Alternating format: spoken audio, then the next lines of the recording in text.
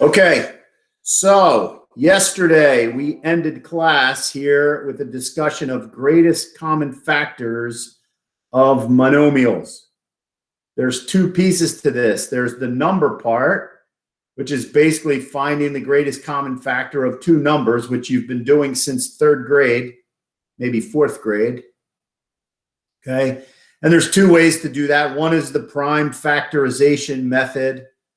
Okay, the other way is to, see what numbers will divide evenly. Just think about your times tables of what numbers divide evenly into both numbers. Okay, we did these examples in class yesterday. This is really the first step in factoring a linear expression. Factoring a linear expression. Again, factoring means to change a problem into a multiplication problem. Is not really dividing, but it's the kind of the opposite of multiplication. And it's really, in these problems, it's going to be the opposite of the distributive property. Okay, it's kind of reverse distributive property. So you might look here at page 317. They ask for this factored form of 8x minus 4. Okay, so 8x or plus 4. Okay, so you look to see if there is a common factor in the terms of this linear expression. You recognize that both of these have a common factor of 4, a greatest common factor of 4. So if you divide both of these terms by 4, then what's left is going to be inside the parentheses here. It's sort of reverse distributive property. So 4 times what will give me 8x? The answer is 2x. And then 4 times what will give me 4? And that answer is 1. So the factored form of 8x plus 4 is 4 times parentheses 2x plus 1. You can always check this by multiplying this, do the distributive property on your answer, right? The rainbow method here, and you should get this. So they say, oh, you can use a model with algebra tiles if you can make the algebra tiles into a rectangle. I think this is a real pain. I'm not going to go over that method. So instead, we'll use the greatest common factor method. So we're factoring the expression here, 3x plus 9. The greatest common factor, which they talk about up here, is 3. And then reverse distributive property, what goes in the parentheses, so that if I distributive property here, I get 3x plus 9. So in here goes an x, and in here goes a 3. So that I do 3 times x will give me 3x, and 3 times 3 will give me the plus 9. Now it is so the answer. So these two expressions are equivalent, right? You can factor in one direction, and you can do distributive property in the other direction. Sometimes an expression is not factorable. There is no common factor between the two numbers 12 and 7. There's no common factor. So for these problems, you can just write NF. NF stands for not factorable. Okay, the book says cannot be factored, but we use not factor. What? Could you also use it as no factor? I guess so. You just have to write NF. That'll be the instructions. All right. All right. So let's look at some problems that are not in the book here, but once you have your greatest common factor, figuring out what goes in the parentheses. Okay. Again, this is like reverse distributive property.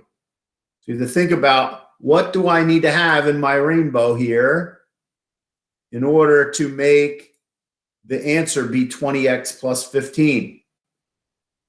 So the first box here, Sarah, That would be 4x. 4x, perfect. The second box, Maggie? 3. 3, okay? So that answer would be 5 times 4x plus 3 will give you 20x plus 15. All right, next one, a volunteer. 7x times what will give me 7x squared? 7x. 7x, right? X times x is x squared. So the factor, the common factor of these is x because both of these have an x in them. When you take an x out of this one, it's actually 7x, right? When you take x out of this one, you have 1x remaining. So that's this one. And then minus what? What goes here? 1. 1. It's a very common mistake for people to miss this one, okay? Last one here, 20 times 40x, or times what will give me 40x plus 60?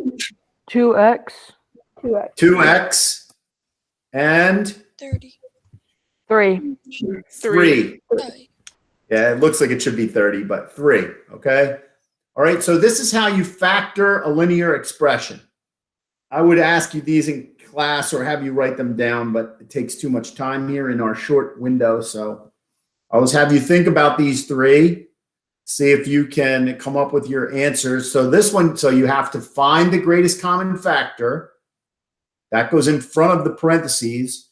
And then you figure out what goes inside the parentheses to make this answer when you use the distributive property. Factor the expression. That means find the greatest common factor, then find what's left in parentheses so that distributive property would give you the original expression. Like if, let's say it was something x and something else x, and it was, you could either do like 5 as the greatest common factor or 5x, which one would be considered larger? Like that? Yeah. Okay, so the common factor of this is 5x. So you always include the variable if you can? If the variable is in both of these terms, then it's a common factor. Okay, thank you. Or I could also have it like this.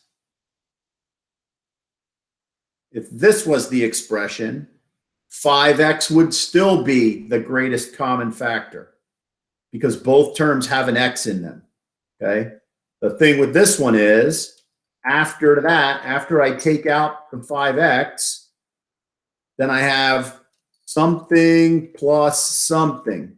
Okay, what's this, Luke? You can keep going here. What goes here?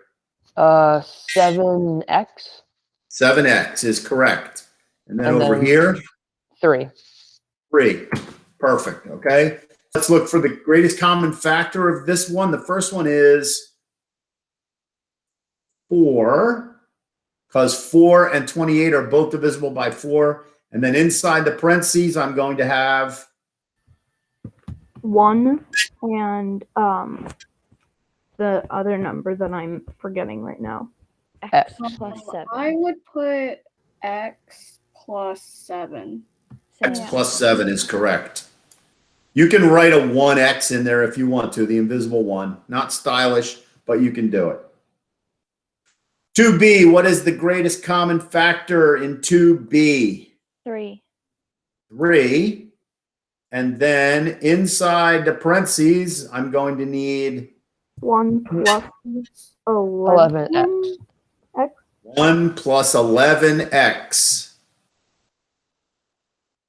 Because if I divide 33 by 3, I get 11, and the x is still there.